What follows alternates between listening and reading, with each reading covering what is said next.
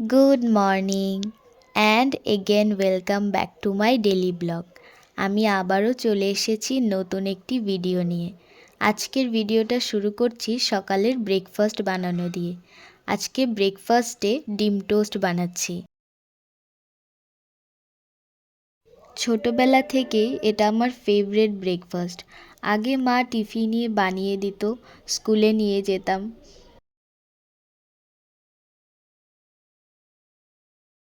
Coffee আর ডিম toast দিয়ে ব্রেকফাস্টটা করে নিয়েছি। আর আজকে তো সানডে, তাই ভাবলাম একটু হেয়ার অয়েলিং করে নিই, না হলে যে 2-4টা চুল আছে এটাও আর থাকবে না। তেলটা লাগিয়ে 2 থেকে 3 ঘন্টা রেখে দেব, তারপর শ্যাম্পু করে নেব। আর এই সময়ের মধ্যে রান্নাটাও করে নেব।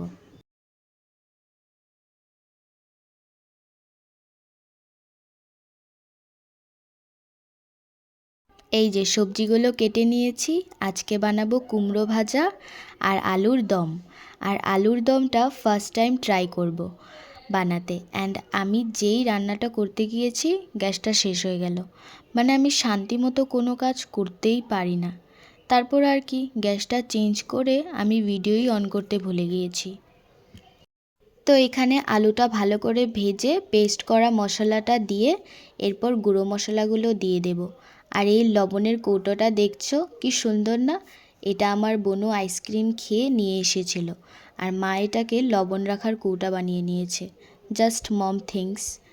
আলুটা ভালো করে কষানো হয়ে গেলে এটাতে অল্প পরিমাণে দুধ দিয়ে জল দিয়ে দিয়েছি। এই রেসিপিটা আমি একটা কুকিং ভিডিওতে দেখেছিলাম, তাই ট্রাই করলাম। এরপর গরম মশলা আর ধনেপাতা দিয়ে নামিয়ে নিয়ে সব পরিষ্কার করে স্নান করে নিয়েছি।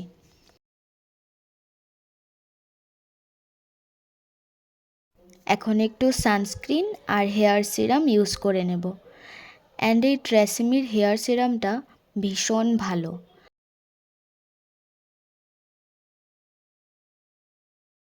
তারপর সোজা লাঞ্চ করতে বসে পড়লাম। আর তরকারিটা 10 out of 8।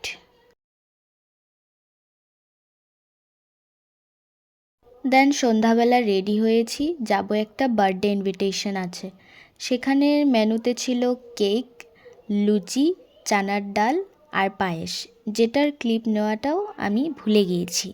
তো আমার সানডেটা এইভাবেই কাটলো। তো আজকে এতটুকুই, দেখা হবে নেক্সট ব্লগে। সবাইকে টাটা, বাই।